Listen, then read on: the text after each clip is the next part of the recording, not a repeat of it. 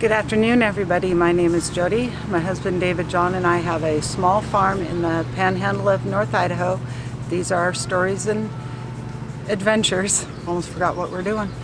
So today I thought we'd just go walk around, take a look at all the different garden beds, flower beds, check on the birds, just to see where we're at in the middle of June 2022. So we're starting out here, Bella, out here out front where the hedgerow is, because that's where I've moved the perennial sunflower. So I'll show you what I've got going on over here. So we've got our maple tree and then just a big, I believe it's a choke cherry tree. Got the perennial sunflower. Got a couple clumps of it here. Have some regular sunflowers in the front and in the back here. And then another big couple clumps of the perennial sunflower. And then the red twig dogwoods. So as those grow up this summer, there'll be a nice tall hedgerow again. So let's go to the house and take a look at the flowerbed boxes. And I did go through and fill my boxes with the annuals that are going to be in them this year. And the tulips are slowly making their way out. But I've got snapdragons, petunias, bachelor buttons, a little bit of a mix of annuals in there. And same in this one. Around the dwarf Alberta spruce, I did plant trailing lobelia.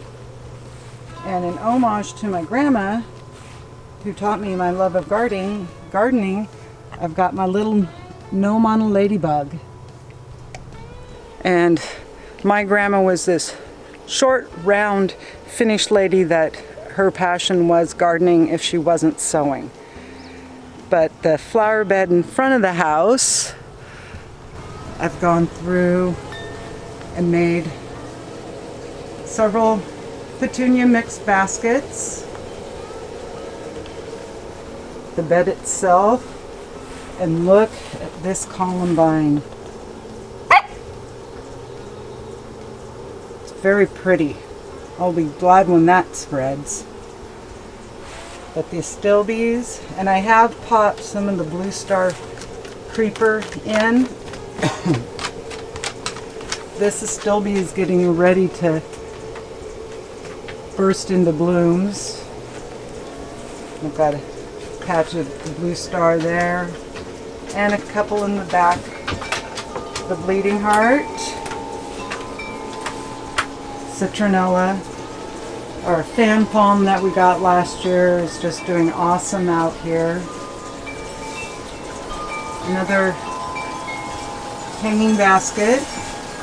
And then we come to the deck, which one of our big projects this year is we're going to go through, scrape this down and get it repainted. But let's take a look at the koi pond. So we got goober right there hanging out. Cattails, a couple water lilies,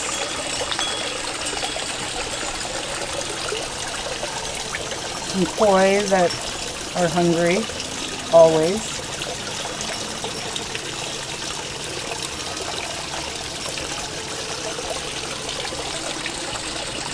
And then you've got the knotweed and the Japanese maple. And there's the little pineapple that I started. And over here, the creeping phlox is just about done blooming. And I've got to get in there and get some of this knotweed and other shrubs pruned back so we can see Buddha.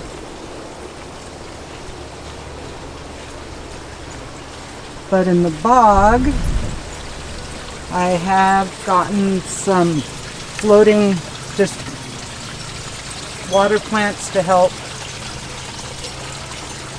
relieve the pressure of it doing its job, they'll eat some of the algae too.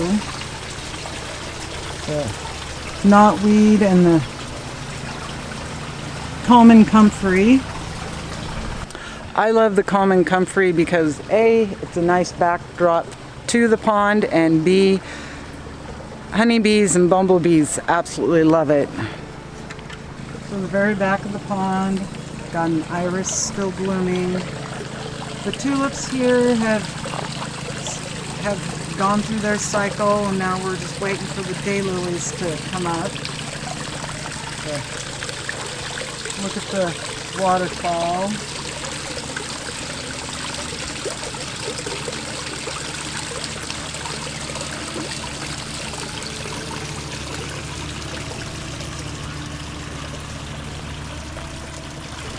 But the hot vines are doing really great. My little Shasta daisy. This hot vine, and this is the one that last year didn't do that good, but this year it's doing really good. Some variegated grass, the Phlox spirea, I still need to come out and get the winter kill pulled off it. Peppermint plant, and this is planted in a pot over here, but as you see, it has spread. The other hot vine,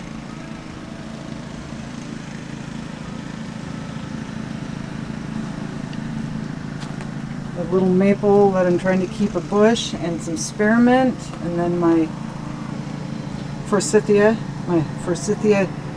tree, or bush I should say.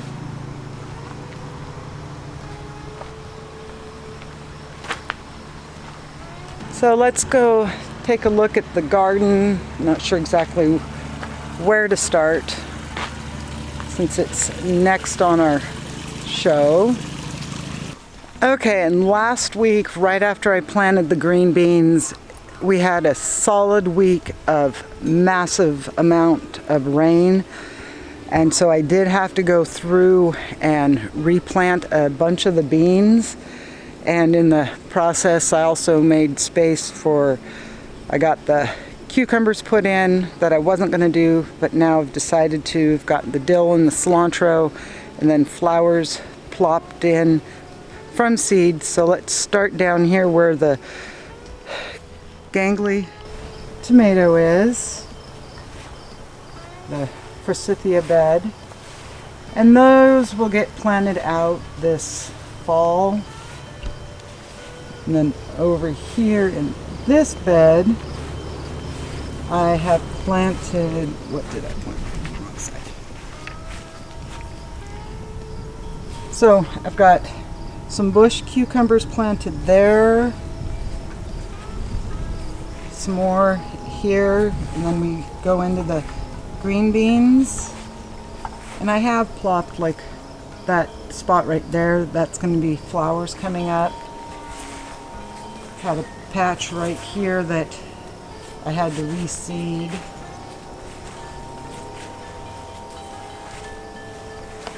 But this bed of green beans, or dry beans I should say, didn't really lose very many. Have popped in a couple flowers in there.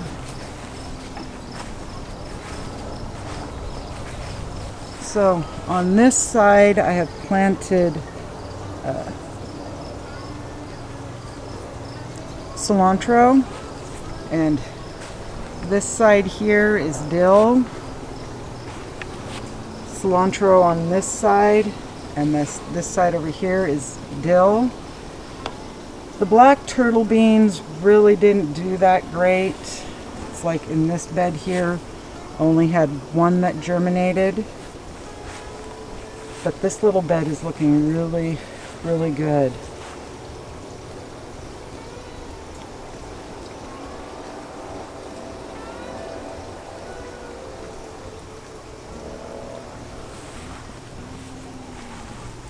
Had a little better luck on the black turtle beans over here.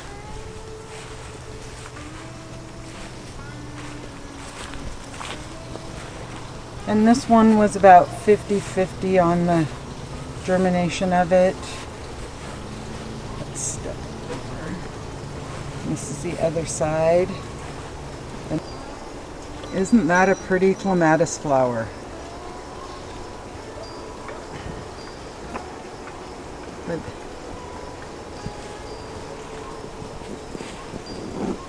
and I've only got like 5 turtle beans that germinated here, so replanted there. Got my 1 patch of garlic, and that is an onion, which I don't know if it's going to bulb up or if it's going to go to flower. But my personal melons, everything there germinated on the 2nd round. I have ran a mix of Cosmos and zinnias. I just opened all my seed packets, dumped it into a Ziploc baggie, and just did a mix along there. But some of those vines just don't look that hot.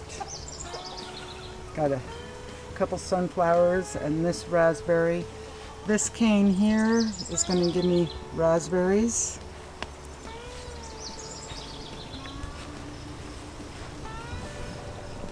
So we'll get a few raspberries off that. Over here in what used to be the true herb bed, I've got another patch of garlic, my thyme, and then in here I planted bushy cucumbers, the little rows.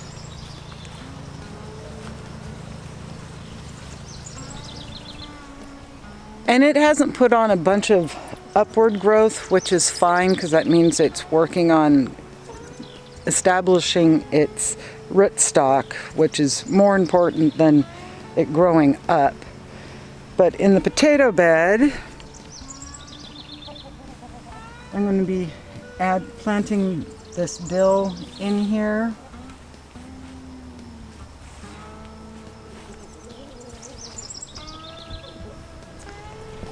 And as you see, I haven't gone through and added more shavings or anything to them. I know I'm going to have to completely dig down to get potatoes out.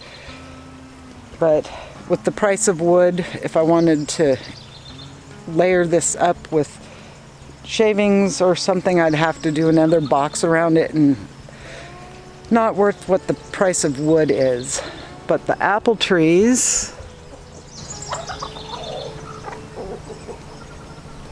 especially the ones that were full of blossoms, are now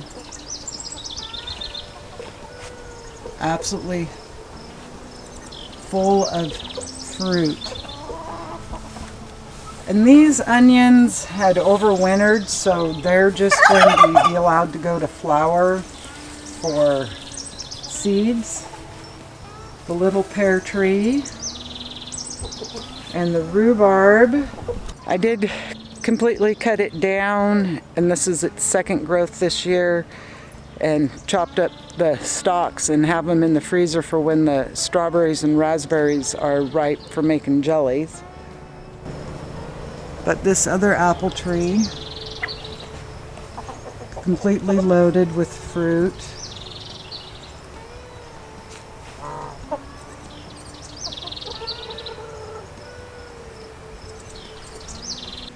And I don't know if it's going to rain or not. Hopefully we'll wait till we get done walking through here. But this bed with the tender green, it's kind of spotty, so it's been redone. The little cherry tomatoes and the container bush green beans did a lot better than most of them. The Blue Lake pole, not one of them germinated, so they have been restarted.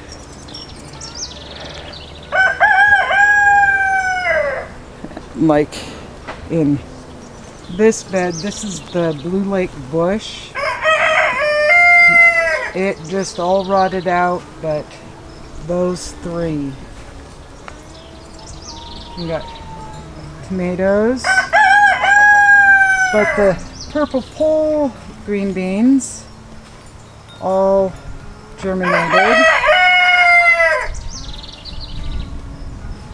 More cherries, and I have gone through in between the tomatoes, added marigold seeds. The top crop did really good. I think we're gonna have to stop there. Let's go into the hoop house. It's starting to rain. Watch out, George.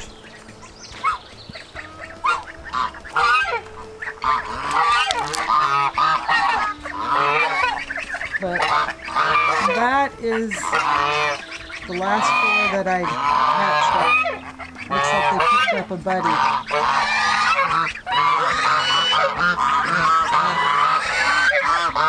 I gave you guys grass.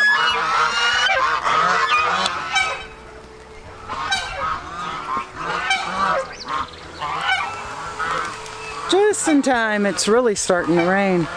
But in here, the flat Dutch cabbage did bolt. As you see, it's not forming any heads, it's just going straight leggy. So it's gonna have to get pulled out. This one here also just bolted.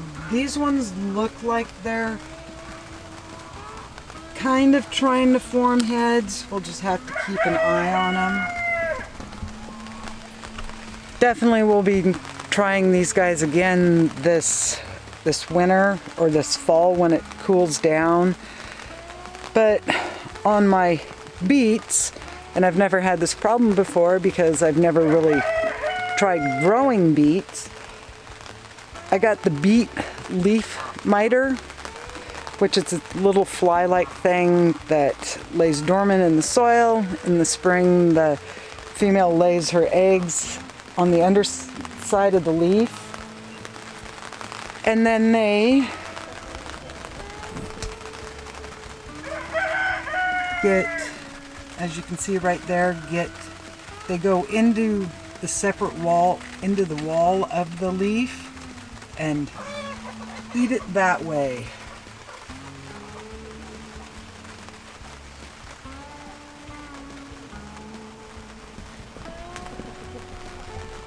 So we'll be going through and getting the beets pulled out and feed the tops to the birds.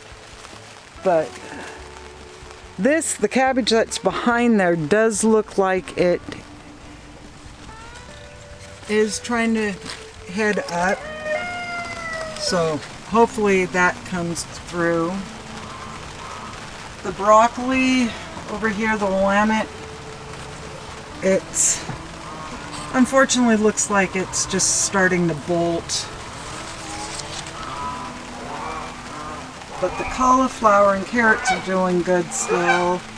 The cauliflower, let's see if I can find one.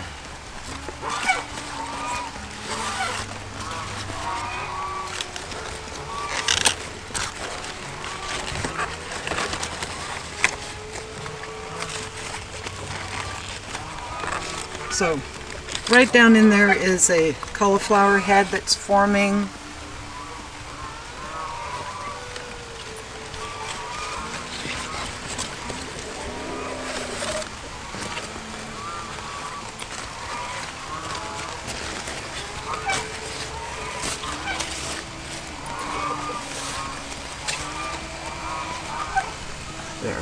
There you can see a cauliflower head that's forming. So hopefully we'll get lots of cauliflower at least. The peas in here are just kicking off and starting to get some flowers on them.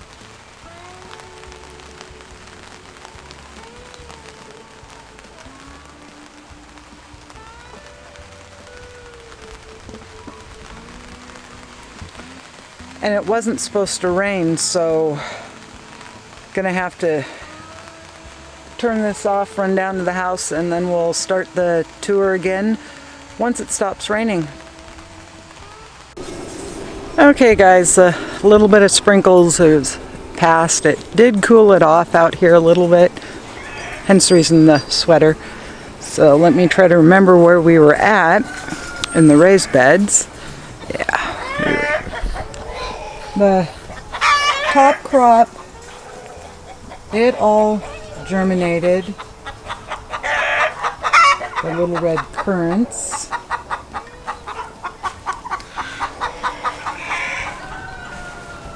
And over here, this is the big kahuna. I've only got like 1, 2, 3, and 4 that germinated, so I redid that one. And only had one of the Blue Lake poles, so I replanted a cucumber muncher, which is a vining cucumber, and on this other side with the strawberries, the scarlet runner beans came up, and then I got little tiny slugs that came along, and as you see, a bunch of holes in them. So I will be going through and sprinkling this bed with the food grade diatomaceous earth just to control the slug population so they don't eat all of my strawberries. Because as you see, we got flowers and fruit. And this half of the bed is my overbearing strawberry, where this half is my June bearing. So got lots of strawberries coming on. And this will show you how heavy that rainstorm was. It just dropped that columbine. And I will be going through and tying the columbine up and trying to get these strawberry runners pulled out of here and put in the asparagus bed. Another big clump of columbine. And then here my perennial shade bed.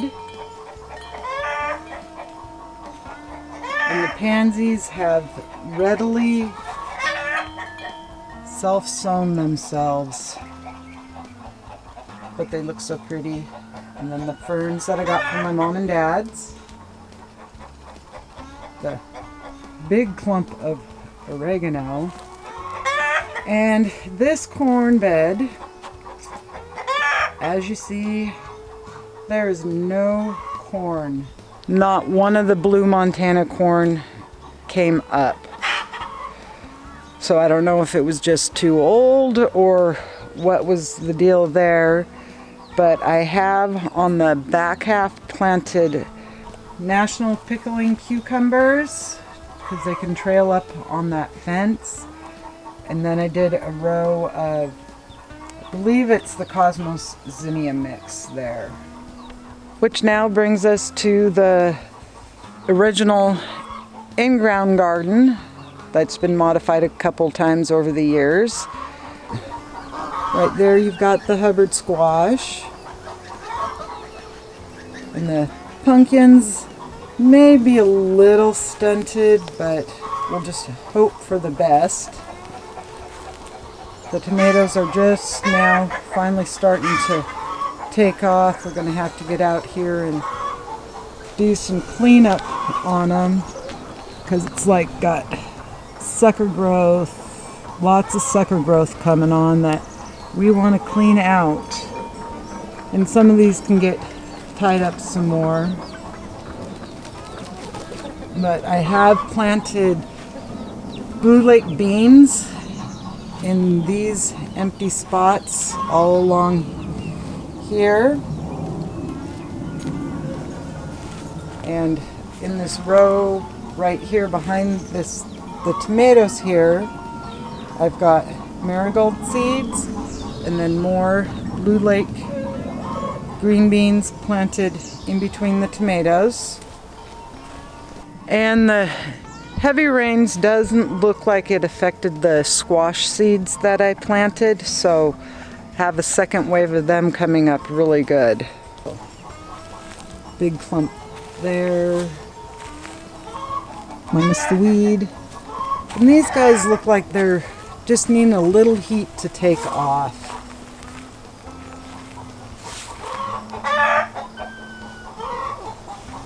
More tomatoes. And my zucchinis are starting to put on babies. It's like that guy's got a whole bunch of little ones.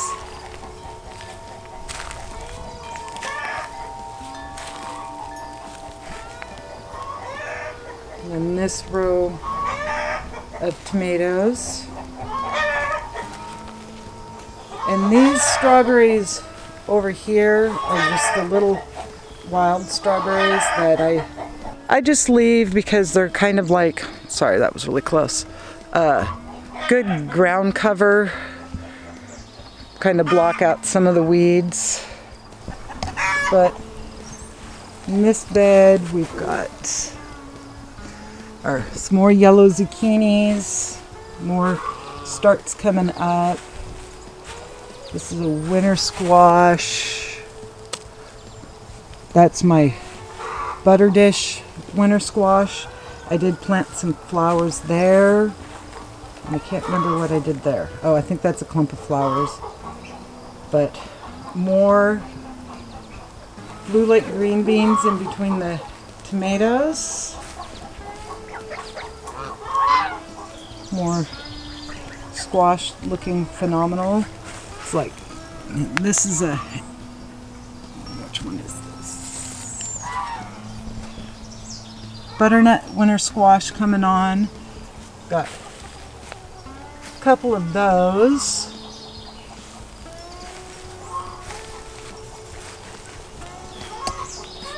And these squash over here.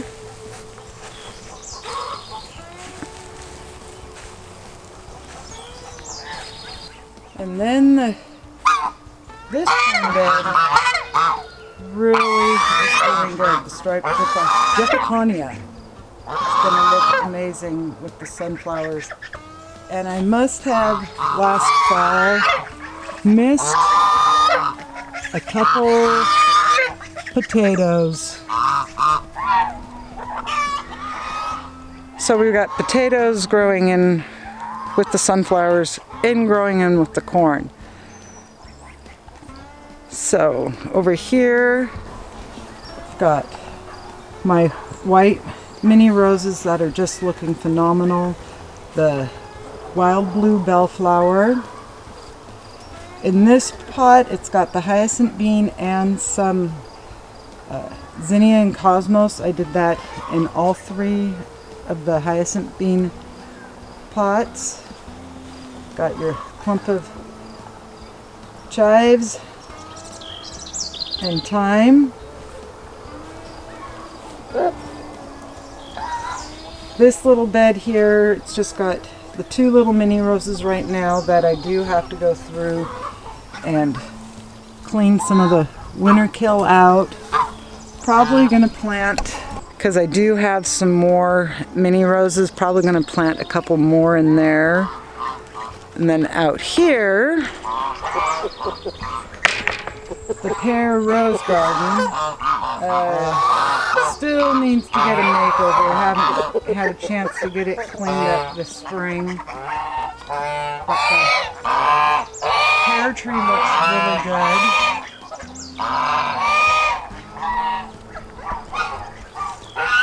And the main bed over here where the perennial sunflower was, it did get shortened up because we've got to fix the pole on the fence, and David John wants to widen it a little bit so it'll be easier to get the lawn tractor parked around back when winter comes.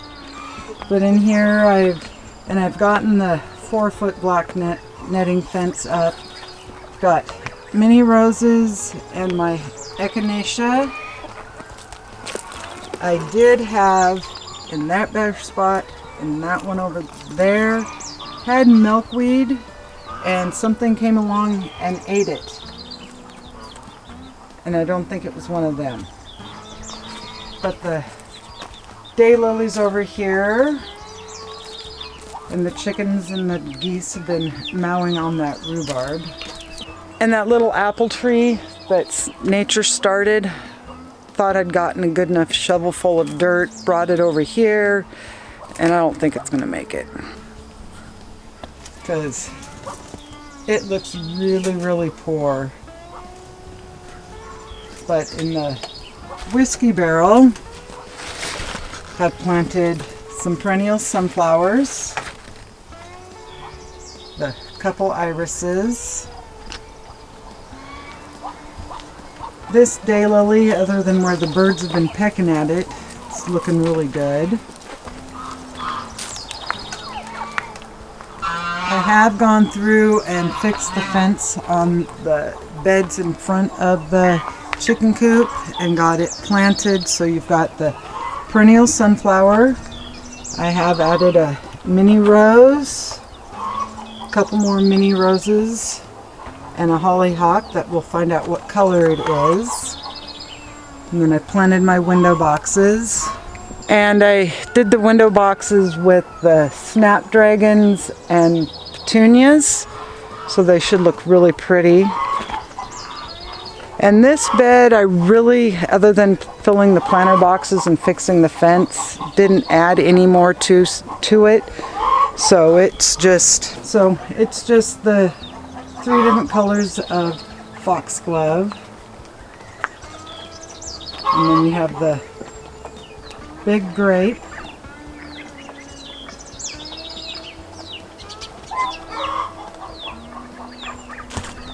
Oh, before we leave this area, let's go look at the area outside the hoop house, and then we'll take a peek in the greenhouse, and then we'll go down and stop by the baby playpen area, and we'll go check out the new orchard and how it's doing.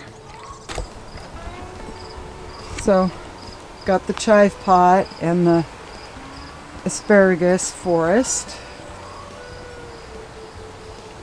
and our little mint and basil bed.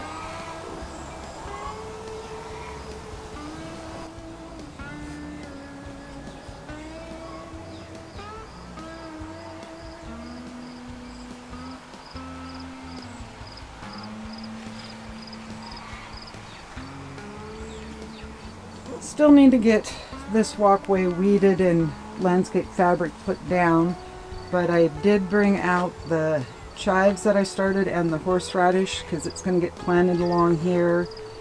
This mint is going to get divided. This is my chocolate mint. It's going to get divided into these 2 pots, and we'll go over in that corner.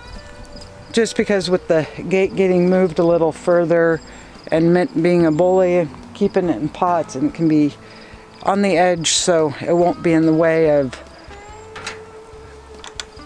putting in the fence. Oh, I forgot to show you the other flower baskets I made. We'll look at the greenhouse, show you them, and then wander the bird direction.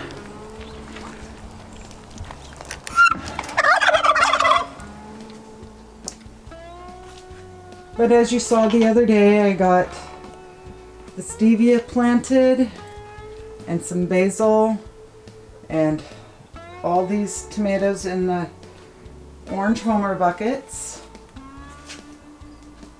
the peas, and some more basil back there. And the red basil in the swimming pool didn't last through the rain. I have some more so I can replant that, hopefully. Professor, where's all your tail feathers? I think he's in the middle of a molt. He's got no tail feathers. But there's his son.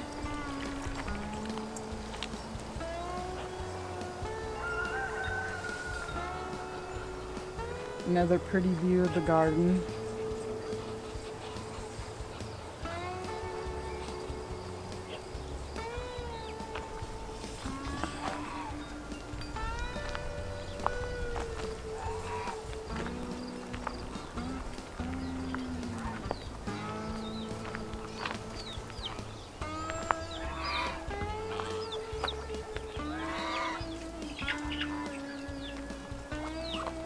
Bunch of the Muscovies just hanging out.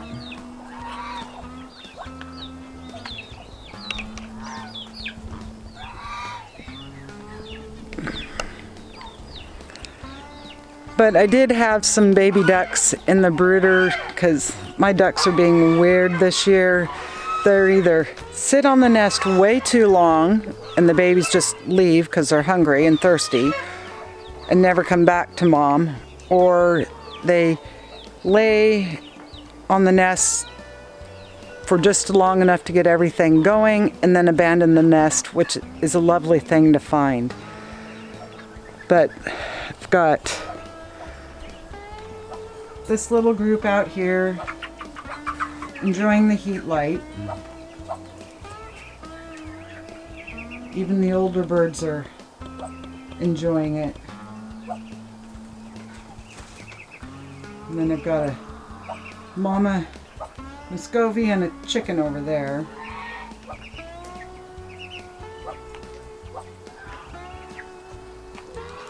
And the last time I had a Muscovy and a chicken together, they hatched out that little baby chick right there.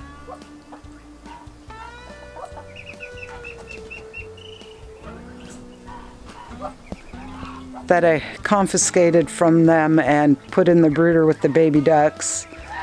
In here,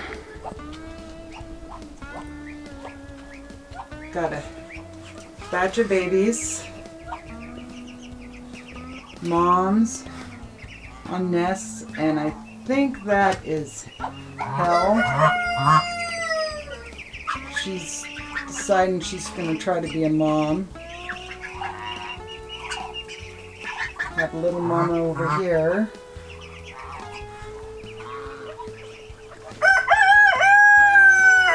But the raspberry bed looks good. Not going to get a super huge harvest this year.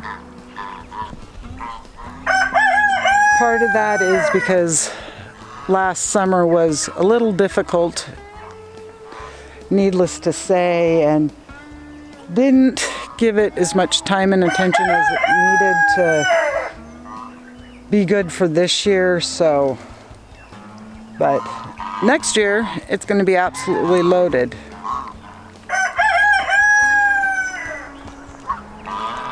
Over here we've got Kai and his friend.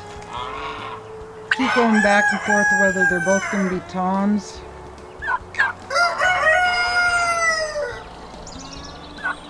Puddle of Orloff babies and a couple ducks. But in the swimming pool,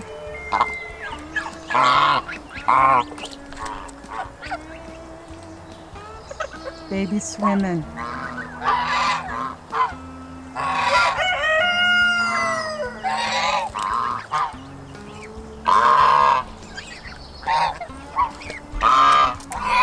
And it's one of those, can't really have a favorite, but I think the little Emden is the cutest out of all of the baby geese. And then you got Spot. It was getting abandoned. But the two Africans are finally looking like African geese now.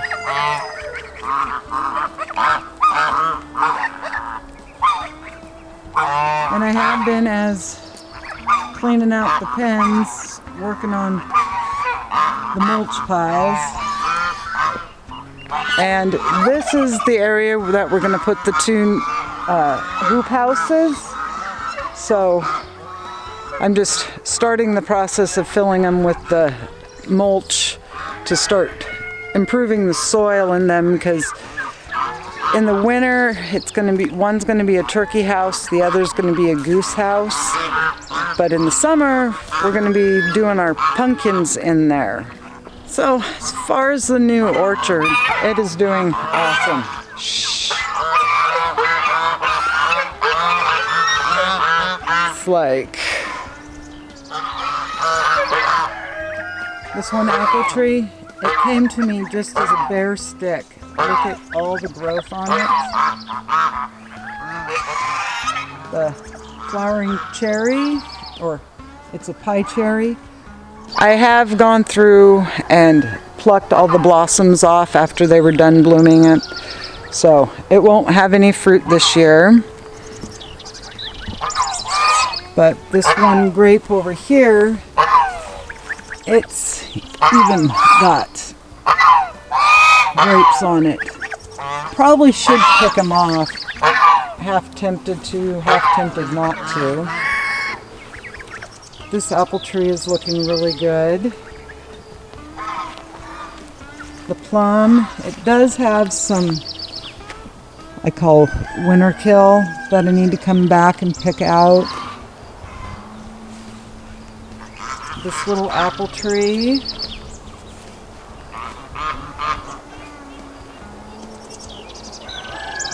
The other cherry.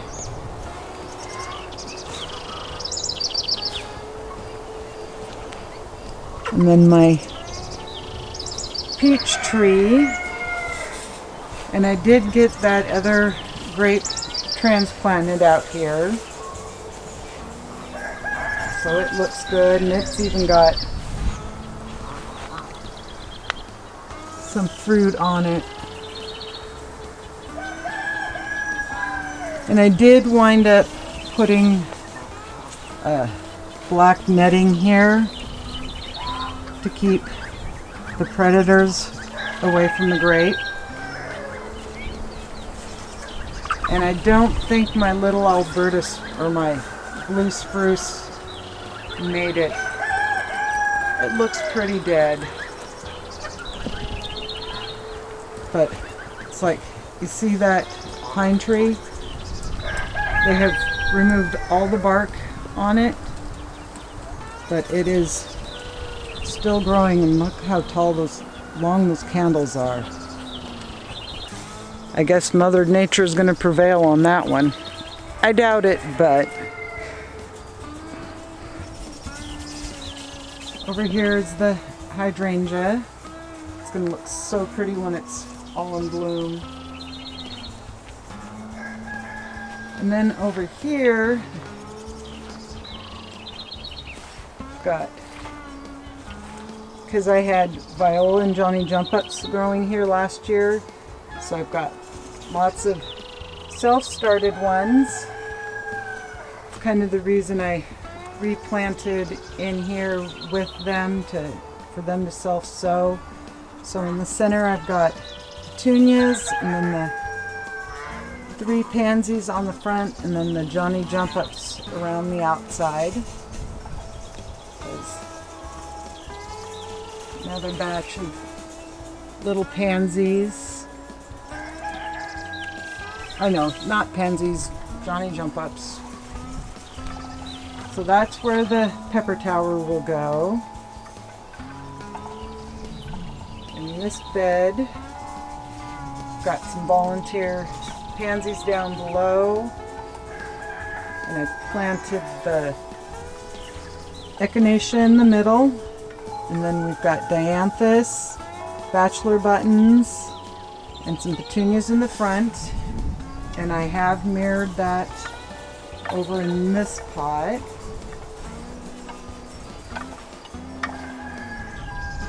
As you can see. And then you have half of the pepper tower, and then a couple flowering baskets. The other half of the pepper tower.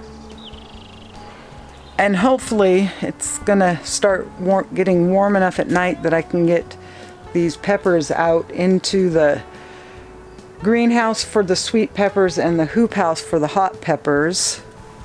They're all looking really good.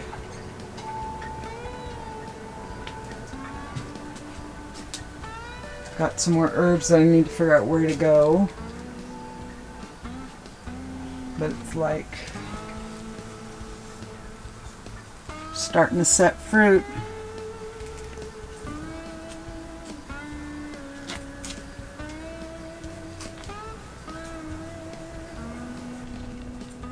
And because we're going to be painting the deck, I haven't taken the palms out yet.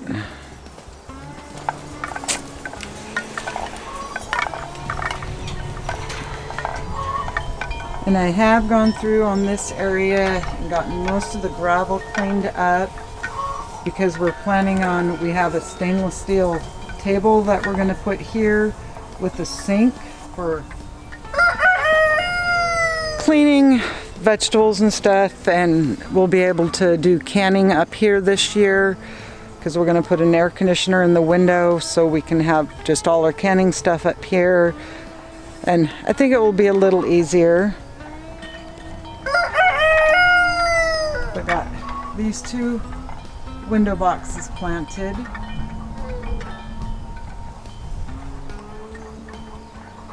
And the little weeping pussy willow. Did the trailing lobelia and another little nomeo, this one on a frog. The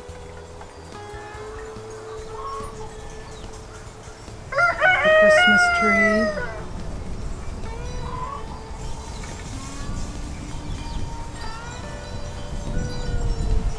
And you can see the two-tone effect walkway, not walkway. Well, this is where I'm going to end today's video. I hope you enjoyed the little tour of my farm and gardens. Don't forget to hit the like and subscribe button, and we'll see you on next video. I'm going to leave you with a little look from my favorite spot.